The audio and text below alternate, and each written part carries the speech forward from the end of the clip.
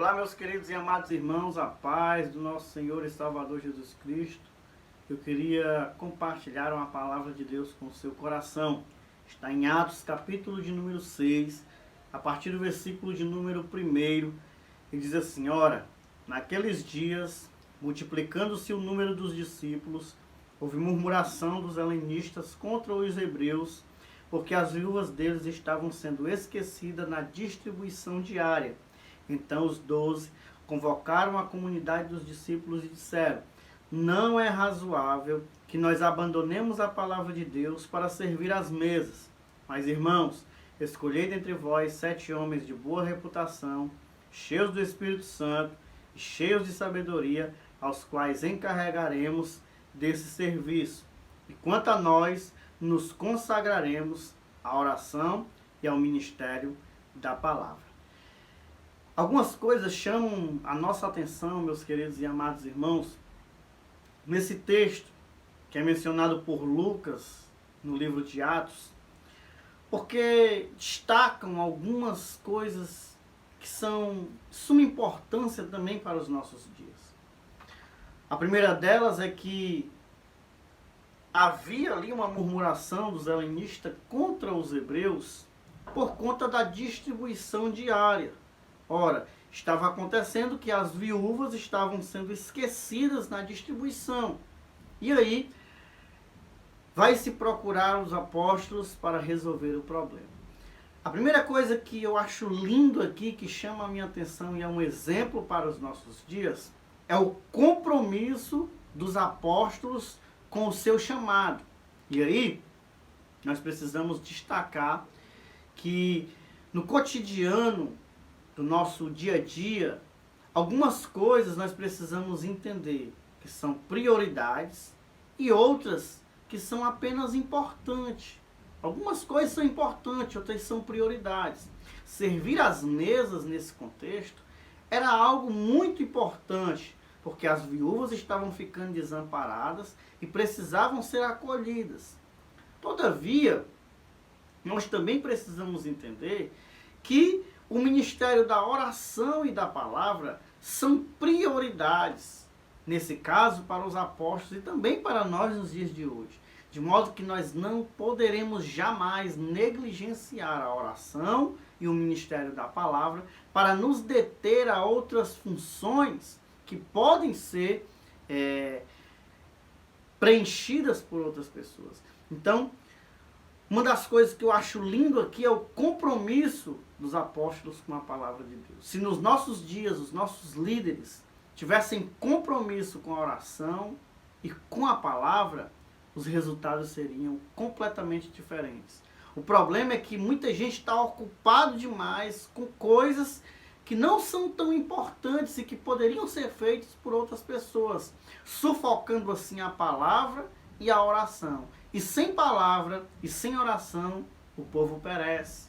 O povo tem dificuldade. A palavra não é expressa. A palavra não é pregada como deveria ser pregado, com a importância que deveria ser pregada. E tudo isso traz sérios problemas para os nossos dias. Porque algumas pessoas estão dando prioridade àquilo que é apenas importante. Já aquilo que de fato é prioridade, as pessoas estão deixando de lado por suas ocupações. Então, os apóstolos aqui, eles mantêm a sua responsabilidade, o seu compromisso com a palavra de Deus e com a oração. Eles não abrem mão. Olha o que eles dizem aqui. Então, eles convocam a comunidade dos discípulos e dizem que não é razoável que eles abandonem a oração e a palavra, ou no caso aqui a palavra, para servir às mesas. Não tem como eles fazerem isso. E aí, ele vai dizer: escolham dentre vocês 7 homens de boa reputação, cheio do Espírito Santo e cheio de sabedoria. E aqui entra a segunda questão que me chama muita atenção. Os apóstolos mandam selecionar 7 homens aqui, não é para serem apóstolos, não é para exercer um ministério de destaque entre os apóstolos. É para servir às mesas. Todavia, para servir às mesas, os apóstolos exigem que essas pessoas elas sejam de boa reputação, cheias de sabedoria e cheias do Espírito Santo.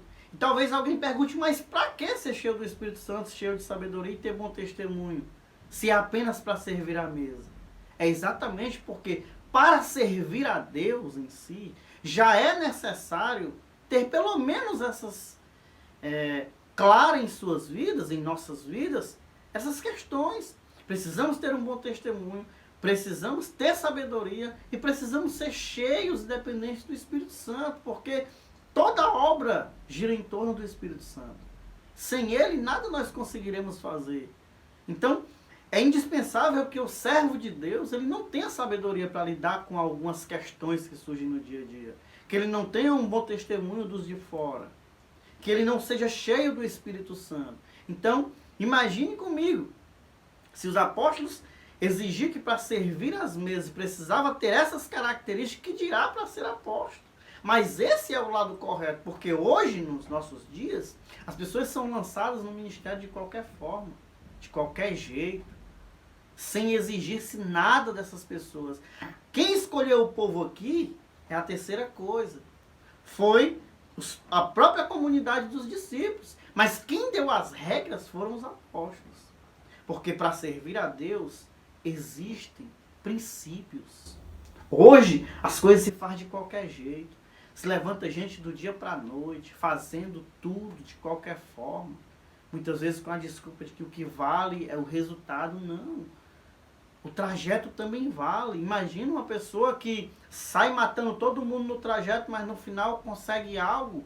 Quer dizer que o final anulou o trajeto? Não. Nós precisamos entender que Deus, Ele conta com essas pessoas, cheias do Espírito Santo, cheias de sabedoria, que tenham um bom testemunho. E aqui eu quero desmistificar, né? Um ditado que é muito dito no nosso meio. Muita gente diz assim, Deus não usa os capacitados, Deus capacita os escolhidos. Que Deus capacita os escolhidos, eu não tenho dúvida nenhuma. Quando Deus escolhe, Ele capacita. Mas que Deus não usa capacitados, não é verdade. Aqui é um exemplo. Veja quem foi o primeiro mártir cristão. Estevão. Estevão é um desses 7 homens que vão ser levantados. Veja que muitos homens de Deus foram chamados por suas capacidades. Veja Esdras, veja Neemias.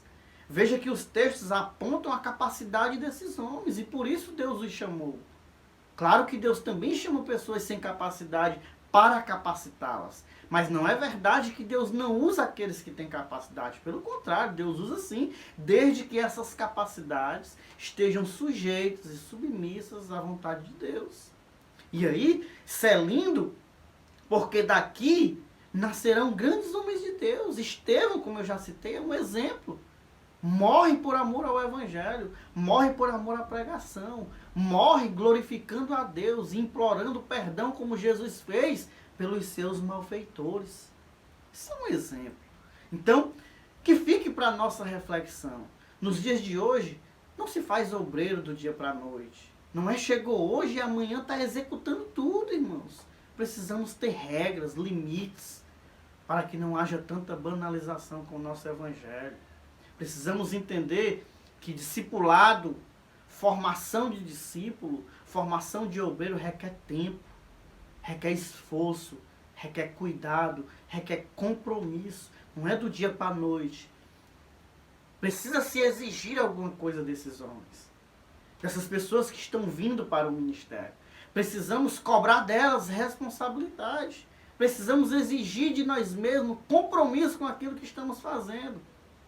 E aí, como os apóstolos, precisamos ter compromisso primeiro com Deus, para depois com as coisas. Eles estavam mais preocupados com a base, porque na base não se mexe. Irmãos. A oração e a palavra são princípios, é base, é onde tudo está firmado. Imagina se esses homens abrem mão da oração e da palavra para cuidar das mesas. Tem líderes hoje fazendo isso, servindo à mesa e negligenciando a palavra e a oração. Mas eu sei que Deus tem um novo tempo para as nossas vidas. Deus abençoe a sua vida e a paz do Senhor Jesus.